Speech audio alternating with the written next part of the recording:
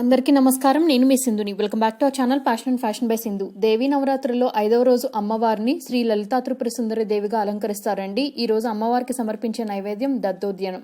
మరి ఆ దద్దోద్యనంని ఇంట్లో ఎలా ప్రిపేర్ చేసుకోవాలో చాలా తేలిగ్గా ఇవాళ వీడియోలో చూపిస్తాను, చూసేయండి. రెసిపీ ప్రిపరేషన్ కోసం ఒక ప్రెషర్ కుక్కర్లోకి 1 కప్పు బియ్యంని తీసుకున్నాను. ఈ బియ్యంని తగిన వాటర్ అనేవి పోసి శుభ్రంగా 2 టైమ్స్ క్లీన్ చేసుకుని కొంచెం వాటర్ అనేవి పోసి కనీసం ఒక పావు గంట పాటైనా నానబెట్టుకోండి. టైం ఎక్కువ ఉంది అనుకుంటే అరగంట నుంచి గంట వరకు కూడా నానపెట్టుకోవచ్చు.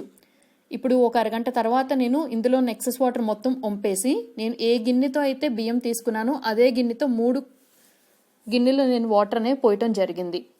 సో ప్రెషర్ కుక్కర్ లిడ్ అనేది పెట్టేసి ప్రెషర్ కుక్కర్ పైన విజిల్ పెట్టేసి మీడియం ఫ్లేమ్లో 4 to 5 విజిల్స్ వచ్చే వరకు కుక్ చేసుకోండి. ప్రెషర్ మొత్తం రిలీజ్ అయ్యాక విజిల్ అనేది ఓపెన్ చేసి ఈ అన్నంని బాగా వేడి మీద ఉన్నప్పుడే గెరిటె హెల్ప్తో బాగా మెదుపుకోండి. దీనివల్ల మనకి అన్నం అనేది బాగా సాఫ్ట్గా, ఎటువంటి లంప్స్ లాంటివి లేకుండా చాలా స్మూత్గా ఉంటుంది మనం దద్దోజనం ప్రిపేర్ చేసుకున్నప్పుడు. ఇప్పుడు మీరు ఏ బౌల్తో అయితే రైస్ తీసుకున్నారో అదే బౌల్తో 2 ఫుల్ బౌల్స్ ఫ్రెష్గా ఉన్న పెరుగును తీసుకోండి. పలుచగా ఉన్న మజ్జిగ లాంటివి తీసుకోవద్దు. బాగా చిక్కగా ఫ్రెష్గా ఉన్న పెరుగును మాత్రమే యూజ్ చేయాలి రెసిపీ ప్రిపరేషన్లో. పెరుగు వేసిన తర్వాత గెరిటె హెల్ప్తో ఒకసారి బాగా కలుపుకోండి. కలుపుకునేటప్పుడు ఏమైనా గడ్డలు లాంటివి ఏర్పడితే వాటిని స్మాష్ చేస్తూ ఉడికించి పెట్టుకున్నటువంటి అన్నం పెరుగు 2 కూడా బాగా సాఫ్ట్ టెక్స్చర్ వచ్చేలాగా కలుపుకోండి. కలుపుకున్న తర్వాత ఇందులోకి మీ రుచికి సరిపడే ఉప్పు కూడా వేసుకుని ఒకసారి కలుపుకుని ఈ పెరుగన్నం అనేది కంప్లీట్గా రూమ్ టెంపరేచర్ వచ్చే వరకు ఆరబెట్టుకోండి. ఆరబెట్టుకున్న తర్వాత మాత్రమే సేమ్ అదే కప్పుతో 1 కప్పు కాచి చల్లార్చుకున్న పాలు, మీరు పోసే పాలు అనేది బాగా వేడిగా ఉండకూడదు, అలానే ఫ్రిడ్జ్లోంచి తీసిన పాలు కూడా కాకూడదు. బాయిల్ చేసుకున్న పాలు, రూమ్ టెంపరేచర్లో ఉన్న పాలు మాత్రమే యాడ్ చేసి మరొకసారి బాగా కలుపుకోండి. ఇప్పుడు కలుపుకున్న తర్వాత ఇందులోకి పోపు అనేది పెట్టుకోవాలి. ఈ పోపు పెట్టుకోవటం కోసం స్టవ్ మీద ఒక ప్యాన్ పెట్టుకోండి. ప్యాన్లోకి ఒక 1 టీ స్పూన్ వరకు నెయ్యి అనేది వేసుకోండి. నెయ్యి అయినా నూనె అయినా ఏదైనా పర్వాలేదు. 1 టీ స్పూన్ నుంచి 1 టేబుల్ స్పూన్ వరకు వేసుకోండి.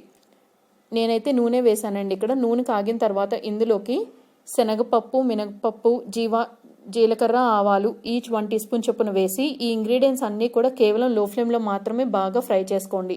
ఈ 4 ఇంగ్రీడియంట్స్ ఫ్రై అయిపోయిన తర్వాత ఇందులోకి సన్నగా తరిగి పెట్టుకున్నటువంటి పచ్చిమిర్చి ముక్కలు, సన్నగా తరిగి పెట్టుకున్నటువంటి అల్లం తరుగు, ఈ 2 ఇంగ్రీడియంట్స్ కూడా వేసి కేవలం లో ఫ్లేమ్లో మాత్రమే బాగా ఫ్రై చేసుకోండి. పోపు అనేది మనం ఎంత బాగా ఫ్రై చేసుకుంటే మనకి దద్దోజనం టేస్ట్ అనేది అంత బాగుంటుందన్న విషయం గుర్తుంచుకోండి.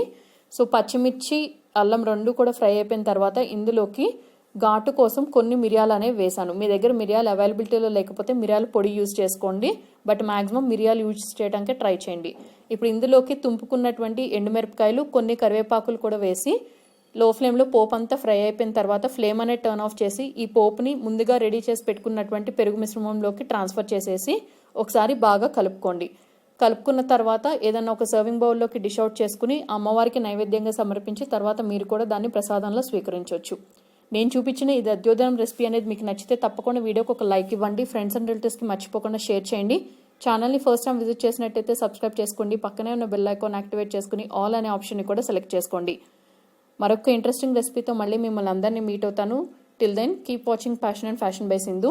ఈ దద్దోజనం అనేది మీరు అప్పటికప్పుడే మీరు ఆల్రెడీ చల్లారిపోయి ఉంటుంది కాబట్టి మీరు ఇమీడియట్గా అమ్మవారికి నైవేద్యంలో సమర్పించి తర్వాత మీరు కూడా తీసుకోవచ్చు. Thank you all very much for watching my video. Take care, stay home, stay safe.